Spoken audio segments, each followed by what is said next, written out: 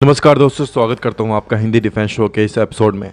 ऐसी खबर लेकर आया हूं कि हर भारतीय डिफेंस लवर इसे सुनने के बाद बहुत बहुत ज़्यादा खुश होने वाले हैं, जिसका सबको इंतज़ार था। आखिरकार वो होने जा रहा है।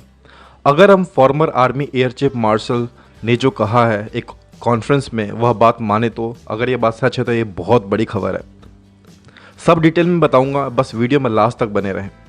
अमेरिका, रूस और चीन दुनिया के तीन मात्र देश ऐसे हैं जिनके पास स्ट्रैटेजिक बॉम्बर है, और सिर्फ स्ट्रैटेजिक बॉम्बर ही नहीं बल्कि उन बॉम्बर्स में स्टेल्थ कैपेबिलिटी भी है।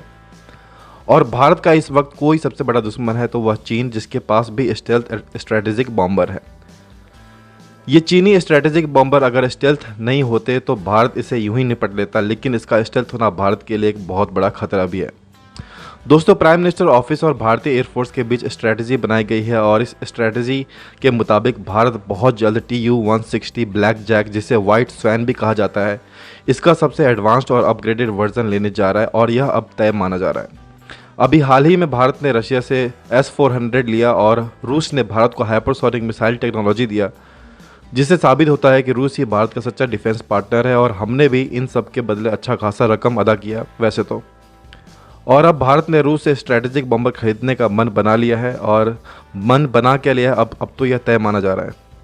Former chief of army staff और एयर मार्शल अरूप राहत दिल्ली में आयोजित चाणक्य डायलॉग्स के पहले एडिशन में स्पीच दे रहे थे।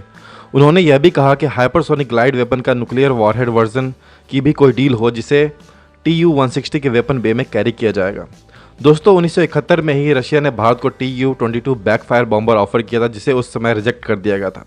हालांकि उस समय रूस बिल्कुल श्योर था कि भारत इस ऑफर को नहीं ठुकराएगा, और रूस उस समय इतना श्योर था कि उसने इंडियन एयरफोर्स का लोगो भी बॉम्बर पर छपवा दिया था, और वह टेक ऑफ के लिए मॉस्को एयरपोर्ट से बिल्कुल तैयार था। लेकिन इस ऑफर को रिजेक्ट कर दिया गया, जिसे रूस बिल्कुल अस्तव्यस्त रह गया था। और यह बॉम्बर न लेने का कारण IAF ने जो कहा था कि यह बॉम्बर पाकिस्तान में एंटर करने से पहले ज़्यादा हाइट पर नहीं फ्लाई कर सकेगा, क्योंकि वहाँ माउंटेन्स हैं और इसे लेने का कोई फ़ायदा नहीं होगा। जबकि उस समय चीन के खतरे को बिल्कुल नज़रअंदाज कर दिया गया था, और उस समय ईस्ट पाकिस्तान यानी कि बांग्लादेश पर चढ़ाई करने वाले थे भारतीय एयरफोर्स, जिसमें चीन भी इंटरवीन करने की धमकी दे रहा था, और इंडियन एयरफोर्स ने यह सब नज़रअंदाज कर दिया था उस समय।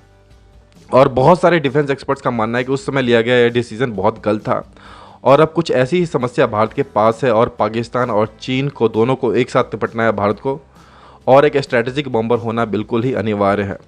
दोस्तों, रशियन TU-160 का एंड्योरेंस इतना अच्छा है, आप इसी बात से अंदाज़ा लगा सकते हैं कि इसने 2010 में 23 घंटे तक लगातार पेट्रोल किया था पूरे रशिया का, जिसका लेंथ था 18,000 किलोमीटर, और रशिया कितना बड़ा है आप अच्छी तरह जानते हैं। और यह भारत से चीन के किसी भी हिस्से में पहुँच सकता है, जो कि भारत के लिए एक बहुत ही अच्छी बात होगी। फॉर्मर एयर चीफ मार्शल ने यह भी कहा कि इंडियन स्ट्रैटेजिक फोर्स के पास अपना एक न्यूक्लियर बॉम्बर स्क्वाड्रन होना चाहिए, जो SFC से कंट्रोल्ड हो और IF से इंडिपेंडेंट हो। SFC यानी कि स्ट्रैटेजिक फोर्सेस कमांड, जो एक ट्राई-सेक्शनल कमांड है जो देश के न्यूक्लियर बॉम्ब्स को कंट्रोल, मैनेज और एडमिनिस्टर करता है। दोस्तों, बाकी आपकी क्या राय है इसे लेकर कमेंट सेक्शन में ज़रूर मेंशन करें, और वीडियो को लाइक ज़रूर करें। मिलते हैं नेक्स्ट अपडेट के साथ। जय हिंद, जय भारत।